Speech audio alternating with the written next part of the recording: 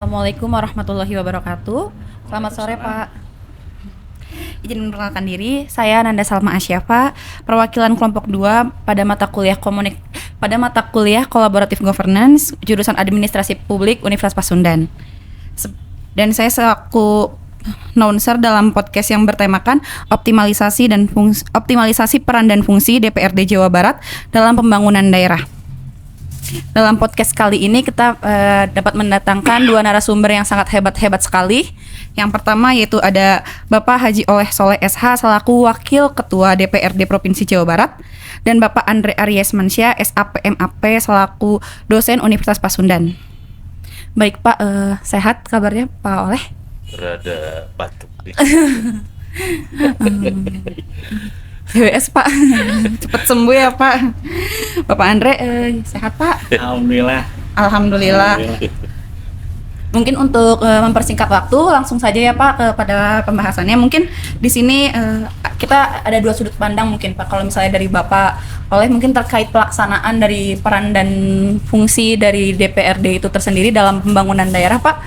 Dan yang kalau dari Pak Andre mungkin kayak dari terkait teori pemahaman dari Bapak juga terkait pembangunan daerah itu sendiri. Mungkin dari Bapak Oleh bisa disampaikan Pak terkait pelaksanaan dari anggota DPRD itu tersendiri dalam pembangunan daerah itu tersendiri Pak. Silahkan. Baik, terima kasih. Tentu ini sudah menjadi pengetahuan bersama ya, bahwasanya Indonesia ini memiliki sistem pemerintahan trias politika. Trias politika yaitu DPRD, DPR legislatif namanya, kemudian eksekutif dan yudikatif. Legislatif dan eksekutif sebagai pembuat undang-undang maupun peraturan, dan yudikatif sebagai pengawas dari peraturan dan pelaksanaan undang-undang itu sendiri. Salah satu undang-undang dan salah satu perda itu yang dihasilkannya itu adalah peraturan pembangunan dalam istilah keputusan APBD. APBD ini perencanaan dari A sampai Z, baik itu perencanaan yang termaktub di dalam RPJMD maupun itu perencanaan yang masuk melalui aspirasi masyarakat yang ditampung oleh DPRD maupun DPR RI seperti itu. Nah, sisi mana kita DPRD memiliki peran yang ada sesuai dengan undang-undang bahwa DPRD itu memiliki fungsi legislasi, fungsi budgeting, dan fungsi pengawasan. Tiga-tiganya ini sangat berkaitan erat dan tidak bisa dipisahkan satu sama lain, antara legislasi membuat perda, kemudian sebagai budgeting persetujuan anggaran, kemudian kita juga mengawasi perda yang sudah dibuat, anggaran yang sudah disepakati bersama, kemudian dilakukan pengawasan. Pengawasan ini berkaitan dengan tepat administratif, tepat sasaran, tepat jumlah, tepat waktu, dan ada tambahan lagi yaitu tepat capaian, kemanfaatannya tepat, seperti itu. Nah, tentu kalau dibedah secara keseluruhan, saya rasa ini tidak cukup hanya waktu 1 hari, 2 hari, 1 minggu. Begitu luas sebenarnya fungsi ataupun peran DPRD dalam hal menyukseskan pembangunan di sebuah daerah, di provinsi maupun kabupaten kota. Yang terpenting adalah peran yang paling pokok dari sisi aturan yaitu bagaimana agar perda-perda yang dihasilkan oleh DPRD yang disetujui bersama eksekutif, dalam hal ini gubernur, itu perda yang memberikan manfaat, yang memberikan perlindungan, yang memberikan kemudahan, bukan kesusahan tetapi kemudahan. Kemudian yang terakhir adalah bagaimana perda itu juga mampu direalisasikan, dilaksanakan. Yang terpenting adalah tidak memberatkan masyarakat itu sendiri. Kemudian dari sisi budgeting itu, dari sisi anggaran adalah DPRD memiliki kewenangan untuk menambah atau mengurangi terkait perencanaan itu sendiri, baik dalam bentuk volume kegiatan maupun volume anggaran. Dewan ini bisa bahasa singkatnya itu bisa mempeto lah ya, mempeto ini setuju atau tidak setuju. Apa yang perlu kita peto itu adalah soal bagaimana budgeting itu dipakai untuk apa, di mana, untuk siapa, dan manfaatnya apa. Nah, kita punya peto. Jikalau misalkan perencanaan, misalkan satu contoh kasus, kita lihat bahwa yang sering mendapatkan sorotan ini soal taman kota misalnya. Nah, apakah taman kota ini berdampak kepada 3 hal? Tidak. Satu, soal indeks pendidikan, kemudian indeks kesehatan, kemudian indeks kemanfaatan kesejahteraan. Karena pada dasarnya lokus sebuah pembangunan itu adalah IPM. Lokusnya itu adalah IPM. IPM itu berkaitan dengan pendidikan, berkaitan dengan kesehatan, dan berkaitan dengan daya beli, atau dengan kata lain adalah kesejahteraan.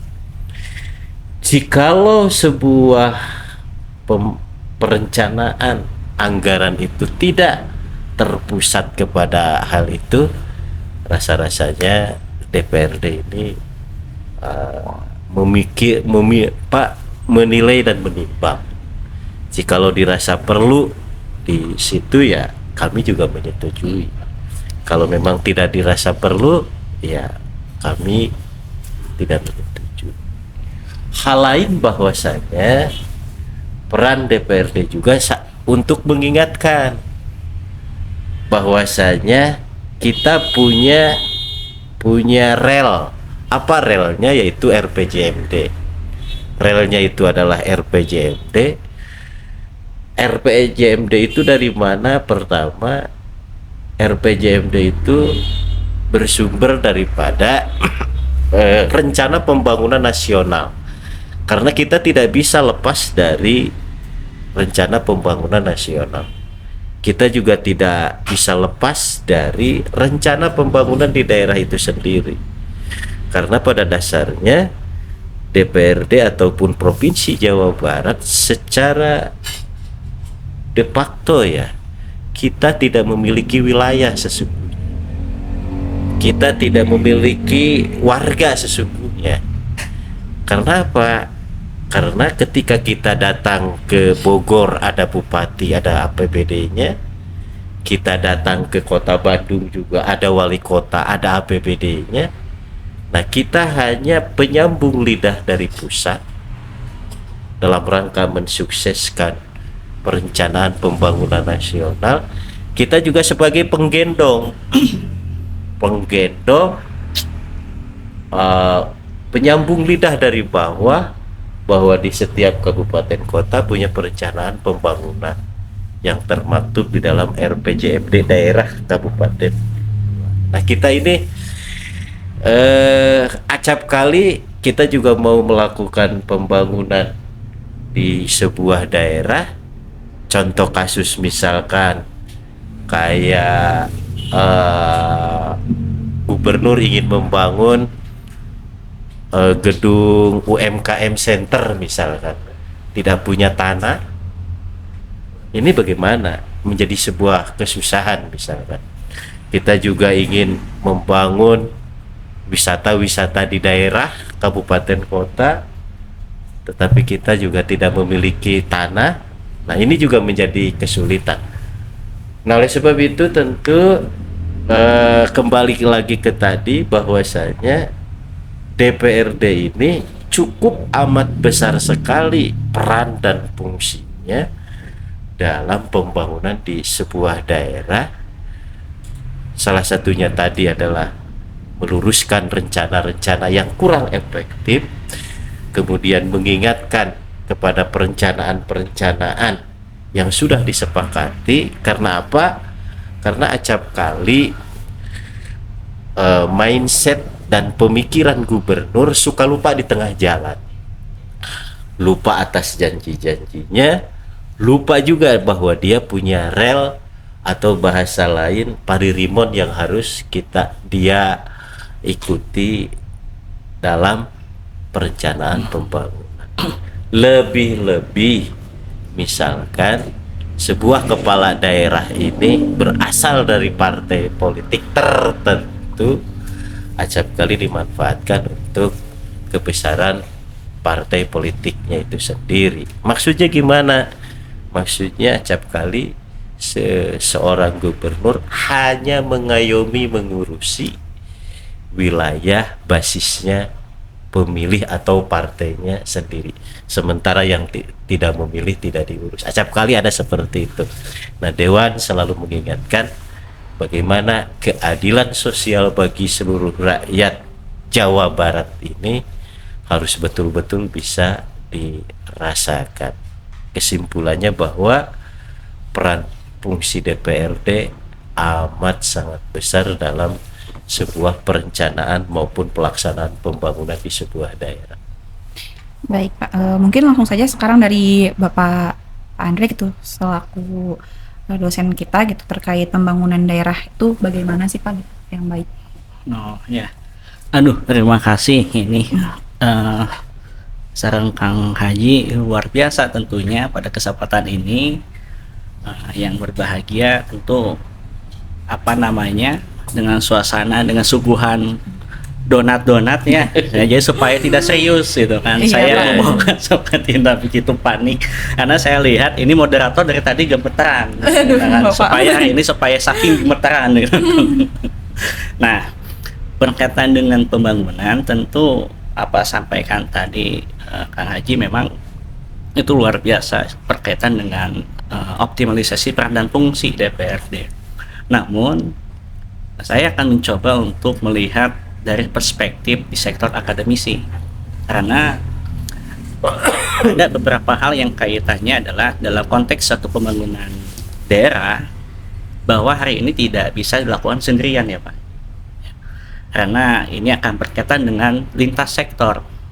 Nah, kalau bahasa kerennya hari ini sebutnya adalah kolaborasi. Iya Pak. Makanya ada mata kuliahnya kolaboratif governance, tata kelola pemerintah untuk lintas sektor. Kenapa?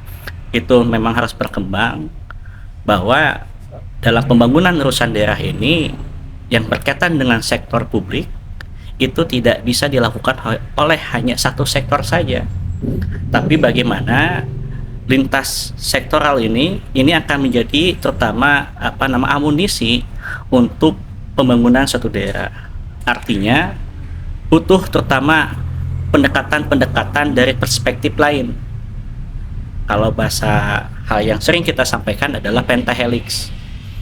Nah, pentahelix maka ada akademisinya, ada sektor bisnisnya, ada pemerintahnya, ada sektor medianya, untuk terutama bagaimana suatu orientasi suatu pembangunan daerah ini tentu semua punya tanggung jawab bersama.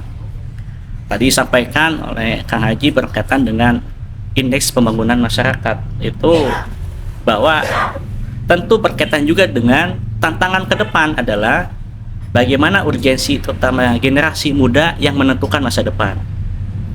itu menjadi satu tantangan yang saya lihat mensoroti bahwa yang diharapkan untuk menghadapi bonus demografi ke depan ini harus ada komitmen konsistensi berkaitan dengan kebijakan publik yang berkaitan dengan terutama tadi guidelines dalam suatu railsnya RPJMD itu seperti apa untuk pembangunan di sektor pemuda, karena ini harus juga ada komitmen, karena pembangunan daerah itu salah satunya hari ini ke depan adalah ketika Jawa Barat ini mendapatkan titik bonus demografi, maka usia 2 tahun ke depan itu adalah sebagai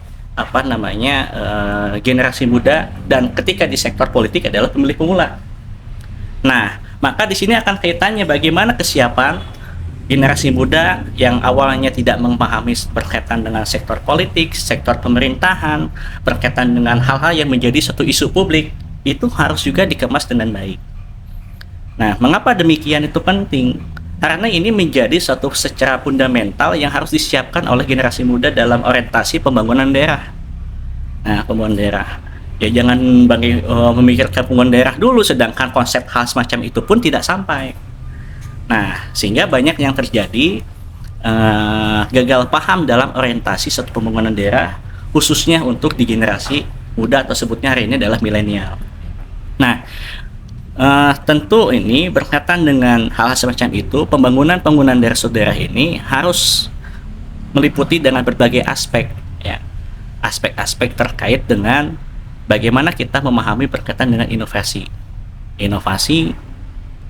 dan pemanfaatan teknologi, dan bagaimana berkaitan dengan knowledge management, pemahaman mengenai organizing, dan berkaitan dengan fleksibilitas, karena fleksibilitas itu penting. Akhirnya dengan sefleksibelnya mungkin Kang Haji itu hari ini dari Dewan turun ke sini, mau ke sini, kita kan ini luar biasa, yang sangat menurut saya respect terkait dengan hal itu, untuk mendiskusikan berkaitan dengan apa yang kita kaitkan mengenai pembangunan daerah. Karena dengan terutama berdialektika, dengan diskusi-diskusi yang sangat penting secara informal, itu sangat lebih signifikan dibanding secara formalistik untuk di era saat ini. Nah, tentu dalam konteks satu pembangunan daerah ini harus ada kebersamaan yang sinergis, konsisten, semua aspek, salah satunya akademisinya, mahasiswanya, terus misalkan dari perguruan tinggi dan lainnya, terutama dari pemerintahannya, dan juga terutama sektor media dan lainnya, itu harus juga itu andil ketersediaan bagaimana memikirkan ke masa depan, khususnya di Jawa Barat. Nah, dengan itu maka ada satu ide-ide gagasan yang baru, akhirnya itu tidak ada satu batasan hal-hal yang akhirnya bisa dikembangkan dalam konteks satu pembangunan daerah. Nah, kenapa demikian itu penting? Karena ketika di kondisi hari ini terkesan bahwa generasi muda ini ada sekat untuk mengaktualisasikan dirinya pada di level governance. Nah, pada itu penting. Nah, sekat-sekat inilah yang akhirnya hal semacam itu, kebebasan untuk bertindak, kebebasan untuk berkolaborasi itu tidak muncul secara signifikan di dalam suatu implementasi di lapangan. Nah, sedangkan tantangan ke depan adalah generasi milenial, gitu kan? Nah, ini sehingga kalau bisa ada bagaimana lagi supaya bisa kita kuatkan, karena ini hal yang luar biasa, potensi generasi muda yang harus ada terfasilitasi ruangnya. Nah, dengan demikian orientasi pembangunan daerah itu kan orientasinya untuk kepada masyarakat pada umumnya, kesejahteraan, dan bagaimana pada umumnya berkaitan dengan menyelesaikan permasalahan publik.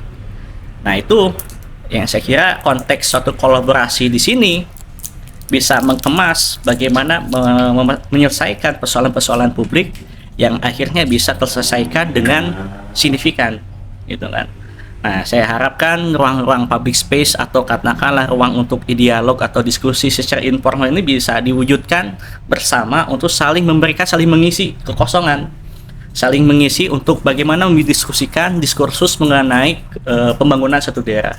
Nah, mungkin itu ketika optimalisasi mungkin tadi mengenai pandangan perspektif di PRD. Ya, kira ketika ada di sini memang butuh ini ruang seperti itu.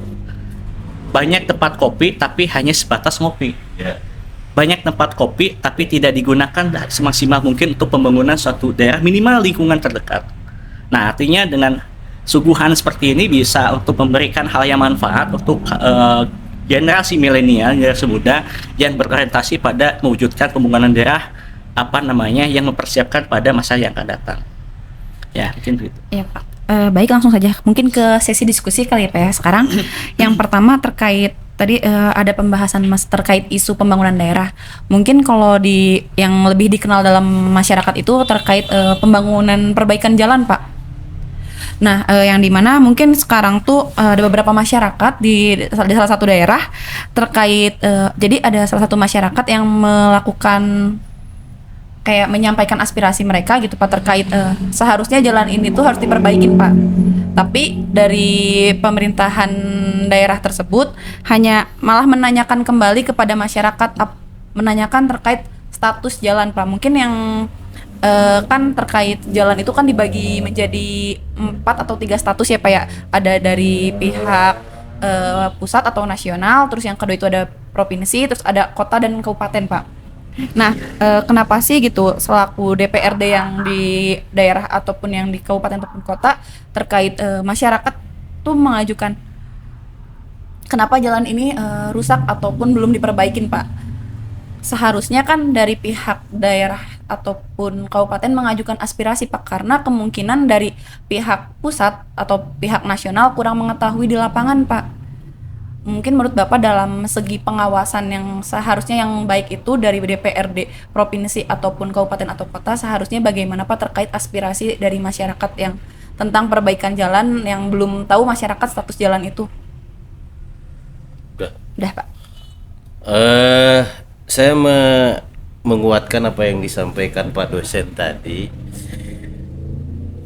Kita ini sedang berdiskusi Jawa Barat kan hari Iya. ini. Ya, dari sisi akademisi menilai bahwa Pemprov ini belum berpihak kepada kaum milenial, kaum muda, ataupun tidak ada kolaborasi konkret barangkali dengan pihak kaum muda, bahkan barangkali dengan kampus-kampus juga barangkali. Sementara tagline-nya adalah Jabar juara lahir batin, kolaborasi, inovasi dan kolaborasi. Nah, ini hanya jargon saja. Nah, saya sepakat gitu dengan Pak dosen tadi bahwasanya Pemprov ini belum secara maksimal mengeksplor potensi-potensi terpendam gitu. Jadi bukan hanya cinta saja yang yang terpendam itu. Antara aku dan kamu. Ya, ya semacam dia punya talenta lain, baik itu talenta dalam seni, talenta dalam kuliner, Iya Pak. ya kan? Talenta untuk memajukan sebuah destinasi wisata. Ini terpendam sekali ini anak-anak. Sementara kan kreator terkaya di Indonesia itu pusatnya ada di Jawa Barat. Passion ada di Jabar, kuliner ada di Jabar, penyanyi juga ada di Jabar, anak soleh juga ada di Jabar. Iya kan? Iya Pak, betul. Anak soleh juga ada di Jabar gitu. Nah, sementara ini seolah-olah Pemprov tidak menangkap itu, sehingga saya juga menjadi kaget penilaian terhadap peningkatan SDM kepemudaan nasional itu. Kita tuh terakhir Pak dosen. Betul. Terakhir apa itu istilahnya ya? Indeks pembangunan pemuda. Indeks PP. pembangunan pemuda itu kita terakhir di Jawa Barat. Maka saya sepakat kalau misalkan itu ya, kalau kata Pak dosen. Ini hanya menimpali aja itu, bahwa saya mengamini bahwasanya kebijakan Pemprov belum berpihak kepada para pemuda maupun milenial. Soal tadi, kenapa sih banyak jalan yang belum terakomodir? Kenapa sih teriak-teriak masyarakat baik di medsos, bahkan ada jalan yang dijadikan kolam, Iya Pak. bahkan ada jalan yang dijadikan hutan Tempat gitu. pemancingan juga ada Pak. Seolah-olah ini tidak digubris lah bahasanya, Iya. diantepkan. Perlu sahabat semua untuk diketahui, pertama kesulitannya satu dari sisi aturan ya, administratif, bahwa jalan ini dibagi beberapa klaster. Ya. Satu klaster yang kewajiban pemerintah pusat yang namanya jalan nasional, yang kedua klaster kewajiban provinsi yang namanya jalan provinsi, kemudian ada klaster jalan kabupaten, kewajibannya itu adalah bupati, ada klaster jalan desa, kewajibannya itu dari desa. Nah, acap kali yang diposting itu statusnya kalau gak jalan desa, jalan kabupaten. Tapi ada Nah, beberapa juga yang dari jalan nasional itu saya rasa mendekati hampir 90% like jalan. Jalan provinsi pun 95% itu like jalan, like pakai. Nah, yang diposting-posting itu kebanyakan kalau gak jalan desa, jalan kecamatan, itu jalan kabupaten. Itu kendala yang pertama. Yang kendala kedua, bahwasanya APBD-nya tidak mencukupi untuk alokasi perbaikan jalan. Itu. Yang ketiga, ada guidance penggunaan APBD. Satu Permendagri, dua Permenq, bahwasanya Presiden memberikan arahan kepada gubernur dan bupati bahwasanya kita harus 3 fokus. Satu soal SDM, yang kedua soal kesehatan, yang ketiga soal pemulihan ekonomi. Nah, tidak fokus inilah yang hari ini terpusat pasca pandemi COVID-19. Ya. Nah, bagaimana solusinya? Itu kan harus ada solusi. Solusinya ya tiada lain tiada bukan, saya mengusulkan penghapusan status jalan. Ya, penghapusan status jalan. Bukankah kita ada lagu satu nusa, satu bangsa, satu bahasa kita. Nah, di jalan beda-beda. Enak kan dilakukan ke jalan presiden, jalan gubernur, kan gak enak.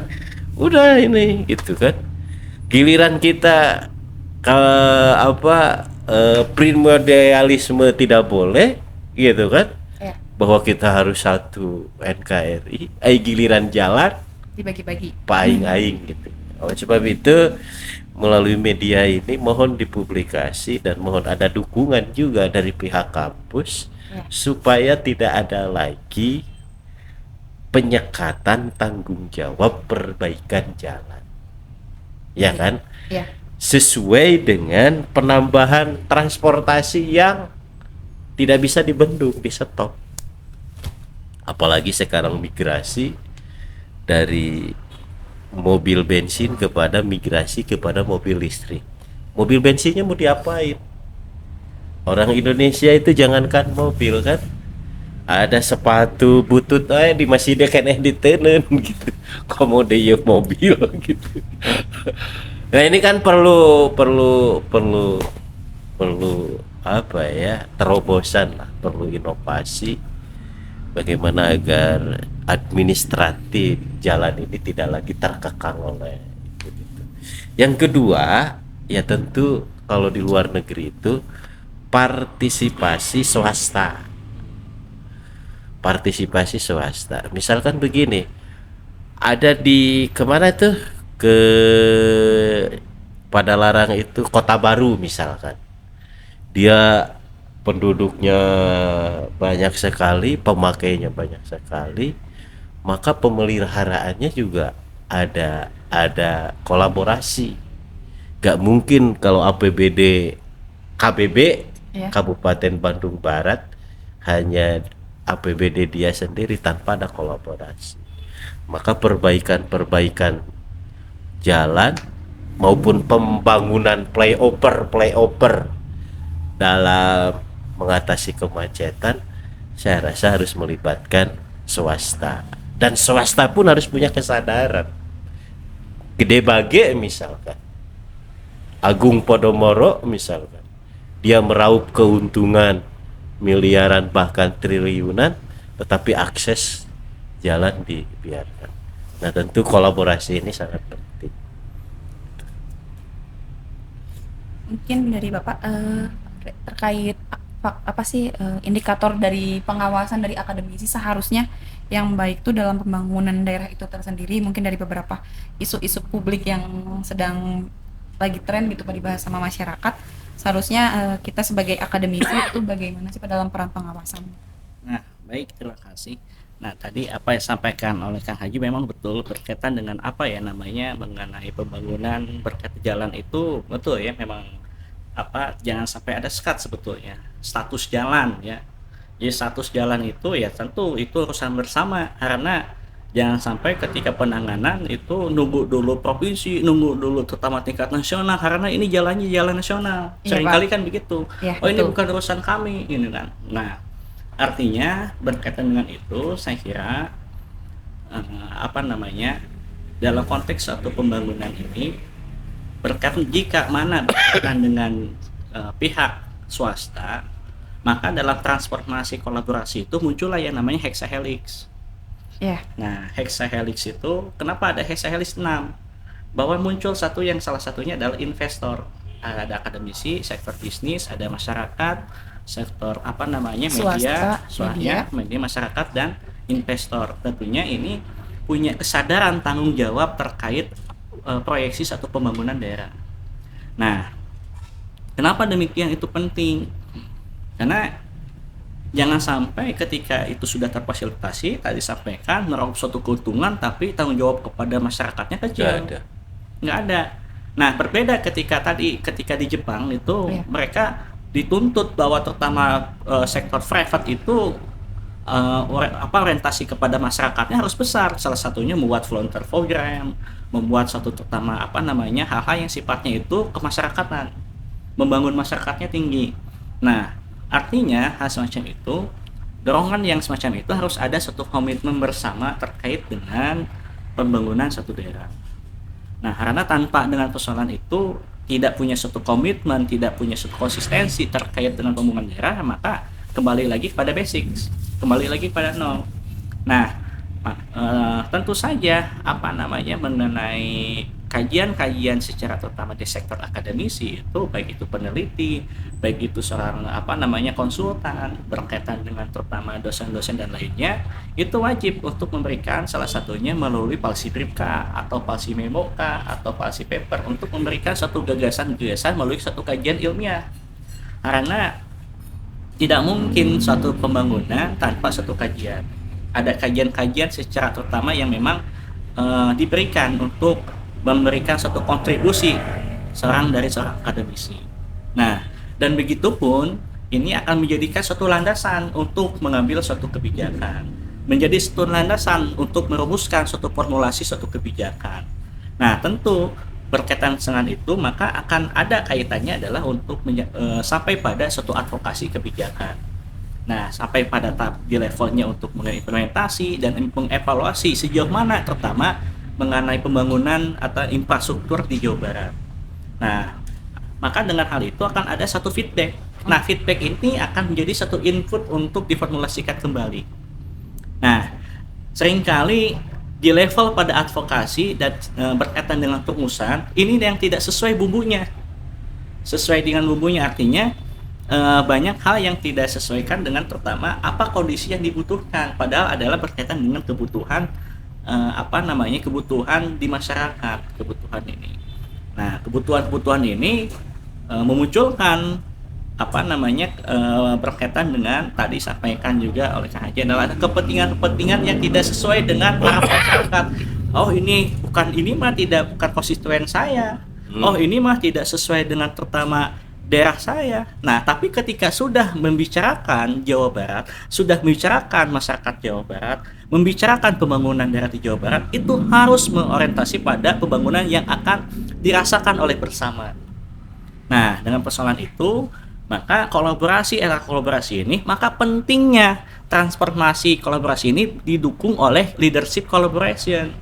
Nah, pemimpin yang berkolaboratif, gitu kan. Ini menjadi kepemimpinan yang tepat di era kolaborasi ini. Jadi bukan lagi kepemimpinan situasional, transformasional, tapi berkaitan dengan kepemimpinan kolaboratif yang mampu untuk menjaring dan menghubungkan antar lintas sektor yang mendiskusikan untuk pembangunan suatu daerah di Jawa Barat. Berkaitan khususnya adalah infrastruktur dan hal-hal yang sifatnya adalah prioritas dalam RPJMD di Jawa Barat. Mungkin dari Bapak Haji Oleh ada tanggapan terkait pembicaraan yang dari Pak Andre? Ya, pada dasarnya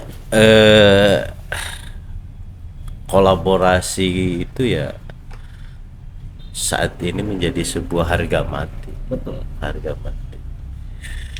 Kolaborasi dari sisi perencanaan, kolaborasi dari sisi pendanaan,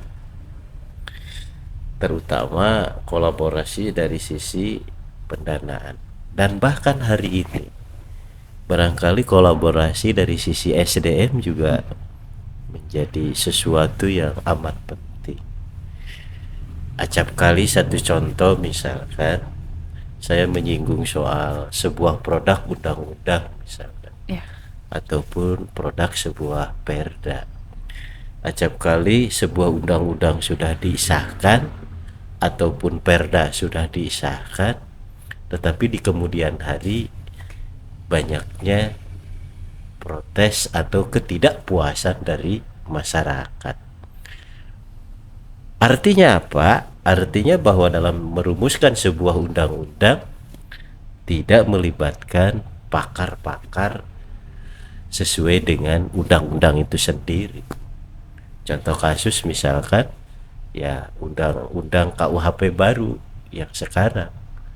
Nah, akibat tidak maksimal berkolaborasi dengan kolaborasi SDM ya. Iya, Pak. Dengan kampus, dengan pakar-pakar hukum, dengan lawyer-lawyer berpengalaman, ya akibatnya timbul ketidakpuasan sebagian masyarakat, walaupun ada masyarakat yang puas. Intinya saya sepakat bahwa kolaborasi menjadi harga mati agar sebuah pembangunan itu maksimal bisa dilaksanakan secara baik dan tepat sasaran.